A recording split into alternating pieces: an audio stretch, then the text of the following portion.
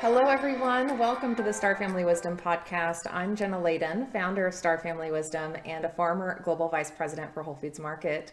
It's so good to be here with you today. Thank you so much for joining us. If you are new, thanks for being here. If you're tuning in again, thanks for coming back. And don't forget, we're on YouTube. So if you're listening on the podcast apps, jump over there so you can see us. And don't forget to subscribe, or if you're on the apps, rate and review, leave a comment. Let us know what's resonating for you. We are so enjoying connecting with all of you in the comments. And on this podcast, Sinead Wellahan and I share conversations and ideas and information that will inspire you and support you on this wild journey of being human. And Star Family Wisdom is a podcast community and online school for your spiritual and cosmic evolution. So it's our intention to bring you information that supports your journey. And we are very much on our journey of learning and unlearning and relearning, and we want to share that with you. So in today's episode, I'm going to be discussing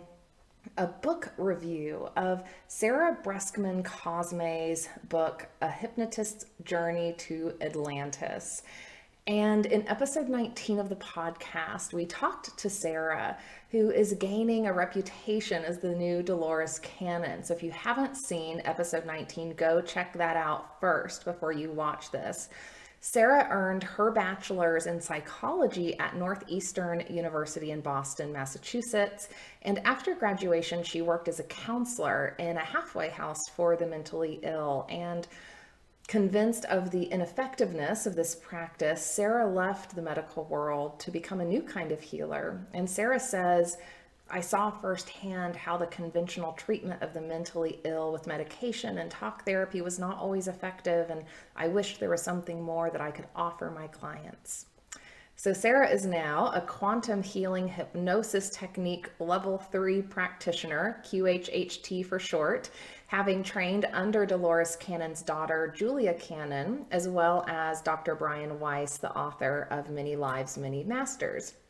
And in episode 19, we talked to Sarah about her journey and the experiences that led her to the work that she does today, and how her personal perspective shifted from the traditional to the alternative.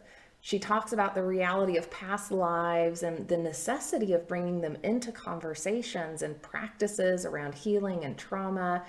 And she brings a mindset and an attitude about holistic healing that really is at the front of human wellness today.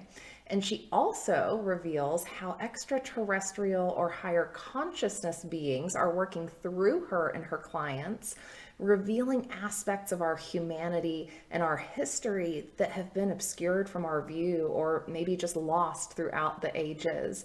And in particular, Sarah's book, A Hypnotist's Journey to Atlantis, sheds light on our lost knowledge of the civilization of Atlantis. And while maybe once myth and folklore, we're now gaining a much more holistic understanding of our human history, and we're gaining more and more evidence every day for the existence of Atlantis and previously advanced civilizations on our planet. So in today's episode, we're going to dive deeper into her findings and the lost story of Atlantis. So let's begin. So Sarah starts the book by talking about how she began her level 3 training in QHHT, which required having a subject who was willing to be recorded under hypnosis. This was part of the training program. And she also talks about how she was very careful to never broach the subject of spirituality or personal beliefs with a client, just to ensure that she was not influencing them in any way. That's really important for this sort of practice. And in episode 19, Sarah even talks about how she never really had a spiritual background or belief system around this until encountering this work. So she finds a subject who's willing to be recorded, and the subject's name is Jen. Jen has also written a book that you can check out, and we'll link to it in the show notes here. Jen shares with Sarah that she's just been diagnosed with a brain condition called a pseudotumor cerebri, which I think I'm saying that correctly, is a condition where a brain tumor is filled with water, and it's putting pressure on various parts of the brain. So Sarah shares that Jen's prognosis was grim, and that the only medical treatment for Jen included heavy doses of pharmaceuticals. And like many of us, we'd rather not go down that route if we can. So Jen was open to alternative treatments and was seeking that. And as a side note, there have been many, many cases of spontaneous healings during regression sessions. I've seen them. And for those who don't know my background, I was also a person without a spiritual background, an atheist, who stumbled into this work and research around past life regression therapy years ago during my spiritual awakening.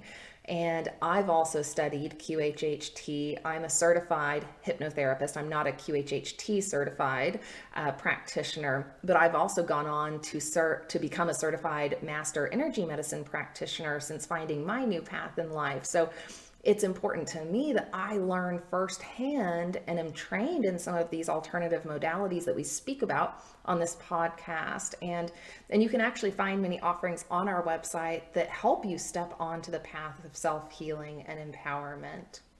So after my years of training, I can share that one reason people have spontaneous healings when accessing past life memories is because there is usually a lesson that is meant to be learned from a previous life. And sometimes the growth of our soul requires lessons to be learned over multiple lifetimes. And sometimes we carry over energetic imprints or subconscious connections from previous lives that are affecting our current life.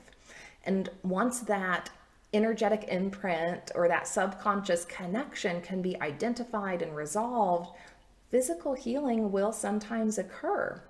And this is because we have an energy field that acts as an energetic blueprint for our lives. And the data or information or memories of our trauma and previous life issues lives in this energetic blueprint or our energy field. So this blueprint or our energy field holds the information about how our physical bodies are supposed to function and regenerate. And when the blueprint becomes distorted for any reason, that can have ramifications on our life experiences and on our physical health.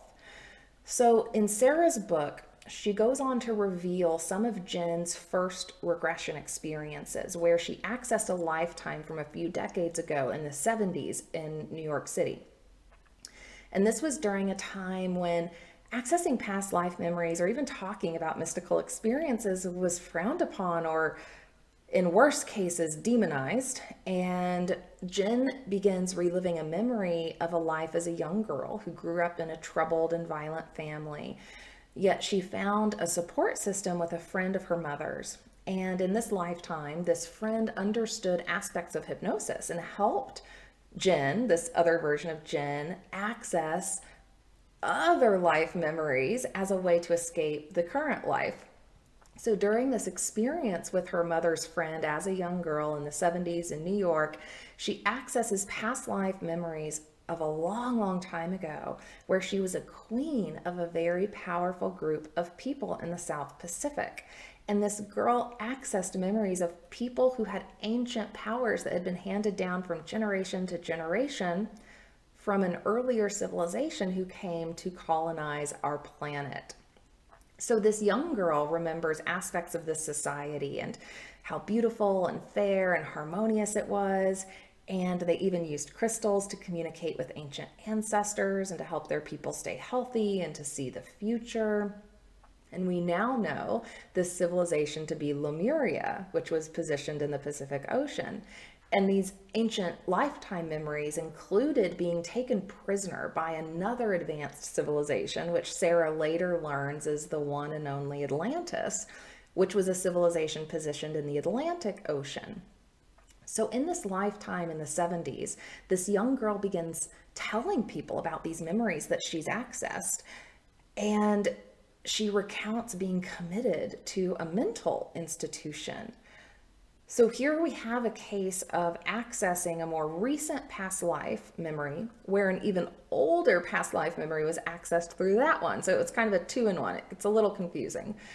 But unfortunately, during this time, people who talked about these sorts of things publicly might be labeled as crazy, or in this case, this young girl gets committed to a mental hospital and undergoes a lobotomy, because back then it was believed that these sorts of things, demonic, crazy, whatever you want to call them, things that people were accessing and talking about, could be wiped out through lobotomies. And they absolutely could, because they were damaging, this young girl's brain in horrific ways.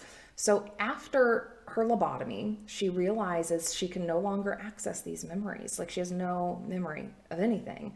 And she realizes how hopeless and traumatic the rest of her life would be, so she ends it. So during Sarah's account of this regression, she begins asking Jen's subconscious or higher self, we'll use the term subconscious throughout this talk, why she was shown that life and what could be learned. So in the QHHT practitioner, the therapist can, after accessing past life memories, ask to speak directly to the higher self of the person, because when you're in a really altered state of consciousness or a deep state of trance, we can access information beyond ourselves, and we can get more information about why things have happened the way they have. So Sarah asks to speak to Jen's subconscious, and the subconscious answers that she was not supposed to go down the same path in this lifetime, and that the reason she's going through the regression now is to not only help the brain tumor, but to uncover what she has been hiding for hundreds of thousands of years, and to help this knowledge resurface on our planet. So she's told that Jen is supposed to write a book and to help reveal this information to the world. And then Sarah asks the subconscious about the brain tumor and if it can alleviate Jen's brain tumor. And the subconscious answers that there's a lot of tension in the brain, but that the purpose of the brain tumor was to help Jen access alternative healing methods like regression, so that this information would come forward. And then Sarah reports that in the months following the session, the brain swelling had subsided and vitality was coming back to Jen's body and mind, and that she was even able to give birth to a healthy girl. So here we have a beautiful story of accessing past life memories to help alleviate and heal a physical issue. And during this session, Sarah realized that there was a lot more information to uncover, and that she and Jen were meant to work together. So they begin meeting more frequently to begin accessing those memories of that ancient civilization and whatever could be learned from those ancient past lives. And Sarah expects the next session to immediately take Jen back to the ancient civilization of Lemuria, which she had started to access some memories of in that first session. But they were both surprised by the fact that Jen was taken further back to a time when she was a commander of an extraterrestrial ship coming to Earth for the first time. And as a side note, if you have not read Dolores Cannon's book, The Legend of Star Crash, that book also recounts a past life regression where we learn of an ancient crash landing on Earth by a Pleiadian ship and the beginning of interbreeding between humans and ETs. So long story short, this ET civilization realizes that their resources are being depleted, and specifically they use a type of red crystal that is found in various solar systems. So as their resources are dwindling, they begin the long, arduous journey out into space to look for additional resources. Yet as a caravan of ships is approaching Earth, a disaster happens and the ships crash land into Earth, multiple ones. And after a period of time processing what has happened, the commander realizes that the mission to come to Earth to seek out these other resources actually was intended to end in a crash landing, and that this would be a colonization experiment that they were meant to complete, and that there was actually never intention of returning home. So for this civilization to survive, they finally realized they must venture out to other worlds and begin the process of adapting to new climates and building new colonies. So the crew of this ship is in rather dire straits. Jen is starting to relive this memory as the commander of this ship. and they've lost everything underwater where the ship crashed. And their only hope of survival is to live with the primate-like human beings who are living on planet Earth at the time. And without any real means of communication other than like hand gestures and pointing, the commander of the ship successfully mates with one of the humans and begins to produce offspring, knowing that that's the mission, for their people to live on. That's what they were going to have to do. Yet one of the members of the crew is really distraught and just completely unwilling to lead this new life. So he returns to the ship and attempts to retrieve what remaining red crystals have survived the journey.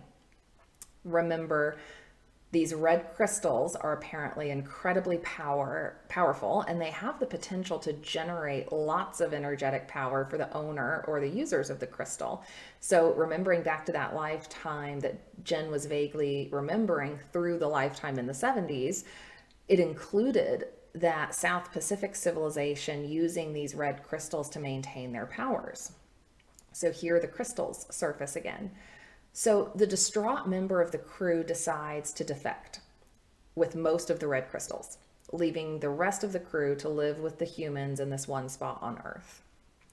And at this point in the story, we are introduced to the idea of chasms. And apparently with the technology he retrieved from the ship, he was able to open a type of energy chasm, or maybe better put, like a wormhole or a portal through which he could travel.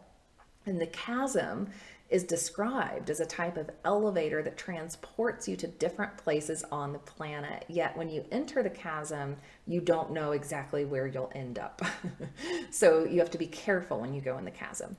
As a side note, there are reports of indigenous elders on our planet being aware of wormhole or portal sites, and they are kept secret for a reason, clearly. So this guy from the crew defects and jumps into a chasm, and he finds himself on an island with another group of primate-like humans. And unfortunately, this is where the story takes a little bit of a dark turn.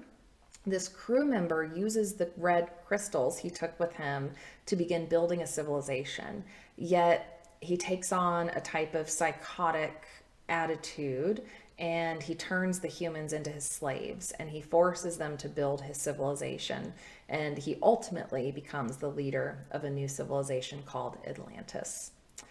So as Jen is recounting these memories, she talks about how this man, and his recruits, his human recruits, begin playing mad scientist, and they're focusing on building their civilization around power and authoritarian rule, and that this leader of Atlantis believed that power should be isolated, and that ultimately he hands the power down to another ruler who just continued the same structure throughout the course of that civilization.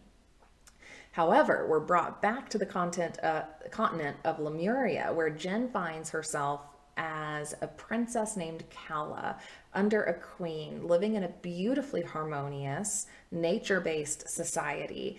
And she recounts how the origins of the Lemurian people comes from love and the idea of equality between all people, and that they intended to fulfill the mission they came to Earth to fulfill, which was to create another loving and enlightened civilization like the one that they came from.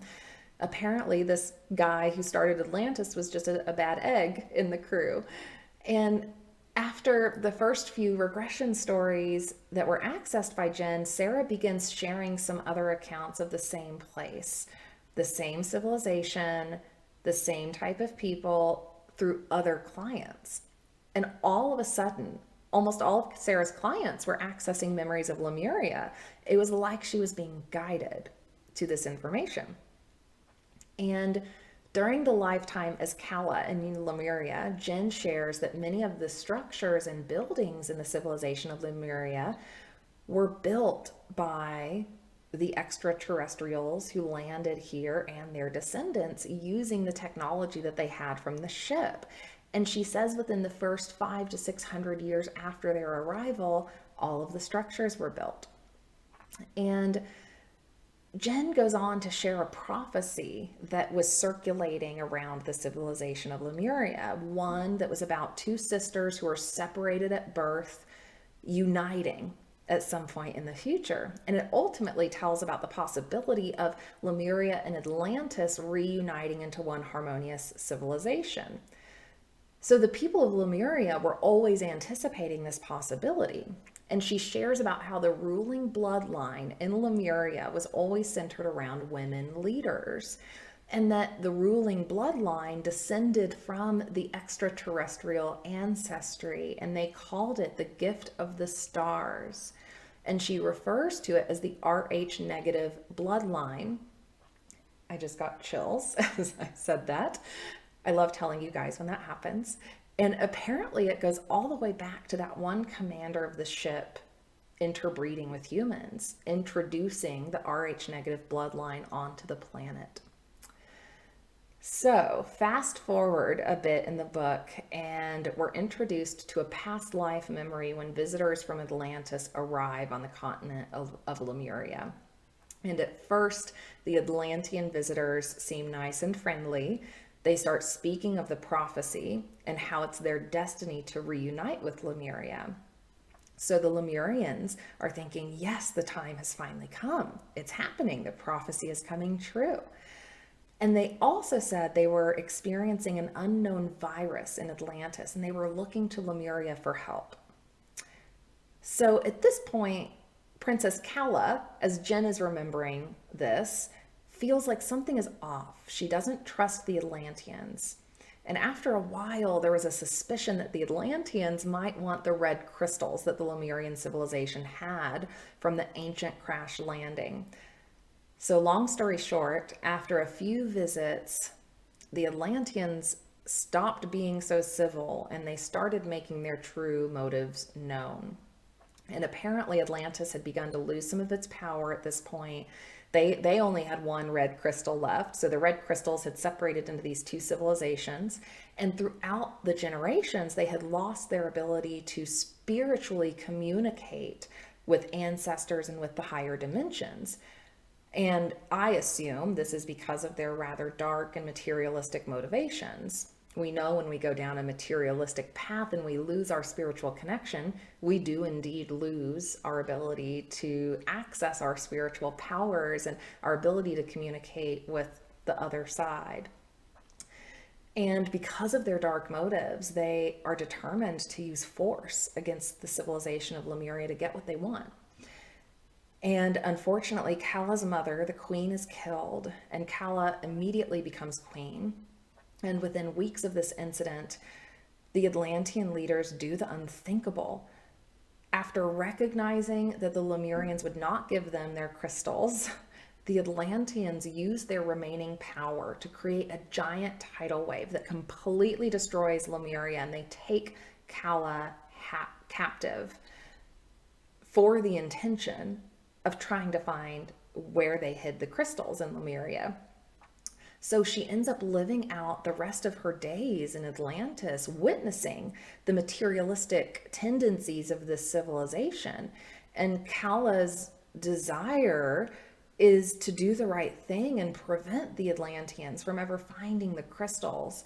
So through this story, we learn about how strong Kala is, and she's tortured and held hostage by the Atlanteans until the end of her life for this. But she knew only bad things would come from the Atlantean leaders holding more power. She saw their true colors, and she made it her life mission to protect the ancient knowledge and the ancient technology, to keep it a secret from them. And Jen describes, I'm getting chills all over again. Jen describes Atlantis as being a ringed city, similar to other ancient accounts that have been passed down through the ages. She describes that the wealthiest, more highly educated people were the ones living in the inner ring of the city, where the buildings were more advanced and they had access to all of life's finery. And the second ring of the city was more middle-class people. And then the third ring of the city were considered to be like the workforce, and in some cases slaves. So, Atlantis started with one guy taking slaves of humans to create this civilization, and that structure just continued on, unfortunately. She describes this type of class-based society as being very unfair and in some cases quite dark because of this structure. And she also describes the belief system of this civilization being centered around a scientific school of thought rather than the spiritual school of thought like in Lemuria. And, I find it so fascinating how throughout this account we're being presented with two very different options for how a society can evolve and function. One that is more spiritual and earth-based in nature, and one that is more scientific and materialistic based. And we're being presented this image of a very loving, harmonious, beautiful lifestyle in the civilization of Lemuria, whereas we're presented with this image of a greedy, competitive, and ultimately less fulfilling lifestyle in Atlantis. So two very different choices, two very different outcomes. And perhaps our world could learn from this lost history. So Sarah goes on to share her own regression story in the book, which is fascinating. And you can hear her speak about this in episode 19. She speaks about how she accessed a previous lifetime in Atlantis where she was a judge. And in this lifetime, she was assigned to make decisions about the outcome of certain people's lives. So again, some dark things going on here in Atlantis. Apparently, when Atlantis was beginning to experience their downfall, the virus that plagued the society resulted in some experimental vaccinations, and the vaccines accidentally led to animal genetics being introduced into the human DNA. And over multiple generations, some of the children being born were deformed, or in some cases displaying animalistic qualities and features. So Sarah's role as a judge during the time of Atlantis was to help decide which of these people were to remain in the civilization of Atlantis versus which people were to be removed and sent to a neighboring island. So we'll end this story by touching on the location of the island in question. Sarah speaks about how she lives in the Florida Keys today. We talked about that in episode 19, and how this regression session that led to the uncovering of this information happened in the Florida Keys. The practitioner she was with came to the Florida Keys to be with her, and apparently what was uncovered in this session directly relates to the location of her home, because the island where the deformed or affected people were taken would have been located near the Florida Keys. So while Sarah has been uncovering incredible information through the sessions with her clients, she also was beginning to access some of her own past life memories under regression. And through all of these sessions, Sarah was able to piece together this story, this fantastic story of our ancient history and the role that extraterrestrial hybridization has played in our evolution. And in episode 19, Sarah even says, "I'm just a regular person." She says she wasn't into any of this before she started QHHT work. And even since then, she hasn't really researched or studied this information outside of the details that she has been given in her client sessions. And I can say, after reading all of Dolores Cannon's books, it's clear that the extraterrestrial and higher intelligences that worked with Dolores are now working with Sarah to continue the mission. And I say mission because it's my understanding that many of us are here to help uncover lost knowledge and connect the dots on our ancient past to help inform our future. And the extraterrestrial mission or agenda on Earth at this time is to help humans remember what we've forgotten, so we can avoid history repeating itself, and so we can heal the karma that our civilization has accumulated. And it's clear how our very ancient past still informs our present.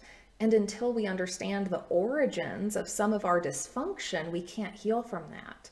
And on Earth today, I just got chills again, on Earth today, we still have two approaches, right? One that is in support of holistic natural living, and one that is in support of scientific and materialistic gain at all costs. So while humans have past lives and accumulated karma to resolve, so do civilizations. And perhaps we're being given an opportunity to learn from our past so we can choose a different outcome this time. So we'll close this with saying that it's Sarah's understanding that millions of souls on earth today are here to help heal karma from our ancient past. And many of you watching have likely had lives in Atlantis or Lemuria. And while we can't change the world individually, collectively, we certainly can. But, it starts with each one of us. It starts with us understanding the role that we're playing in our advancing materialistic and scientific agendas on earth, and whether that's at the cost of something greater. And it starts with us remembering our spirit and the journey of our soul and choosing to break old patterns. And it starts with us digging deep in our healing journeys to understand why aspects of our current civilization are so triggering for us. And as we identify those triggers, it's our job to transform them into spiritual power. So we can choose to learn from and let go of the past, and we can choose to forge a different path, first starting with ourselves and then with our friends and family, and then out into our communities in the world. And it's my understanding that this is our path to ascension. That ascension isn't something that just magically happens overnight, but it's something that happens with the growth and the evolution of our souls from lifetime to lifetime. And in shamanic practice, we say that we can reach into the past and heal it to inform our future, and that we can reach into the future to connect with a higher destiny to inform the now. So let's do that collectively through this work and through our own healing processes. And I'll stop here and won't share the rest of the book, so you have some surprises to look forward to. And if you feel called to receive a regression or access past life memories for healing, please look for Sarah's information in our show notes. You can also find a directory of QHHT practitioners in the show notes as well. And if you're interested in utilizing other techniques to shift energy and heal the past and connect to a higher destiny, please check out our Masters of Manifestation course. In this course, you get access to tons of information about how our quantum reality works, how to shift and change energy and the neural networks in our brains to begin experiencing a different version of reality. And you'll gain access to all of the tools and practices and information that I've used to shift energy and begin manifesting a different version of my reality. At Star Family Wisdom, we're passionate about helping you become a conscious creator of your reality. Manifestation is absolutely a real thing, but you need the right tools and practices to become a master of manifestation. That's why we've curated a selection of tools that will help you step into your power and harness the creative energy of the universe. Grab our Masters of Manifestation journal to begin the process of writing your intentions into existence, or use our 400 affirmations and mantras and hypnosis recordings to reprogram your mind for success and abundance. And in our Masters of Manifestation course, you get access to over 25 video lessons along with a full toolkit that includes meditations, affirmations, a life vision workbook, a downloadable manifestation journal, limiting beliefs exercises, and quantum journeys to help you connect with your soul.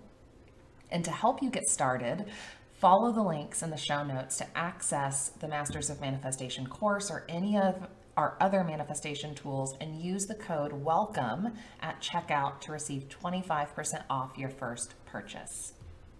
And if you haven't checked it out yet, definitely go to episode 19, where Sinead Wellahan and I interview Sarah about her work and her journey and what it's been like accessing all of this incredible lost knowledge from the stars. And as always, don't forget to subscribe so you get notified when new episodes land. And thank you so much for joining us on this journey as we uncover lost knowledge from the stars. We've got more coming, and we're so excited to be on this journey with you. So I'll see you next time, and bye for now.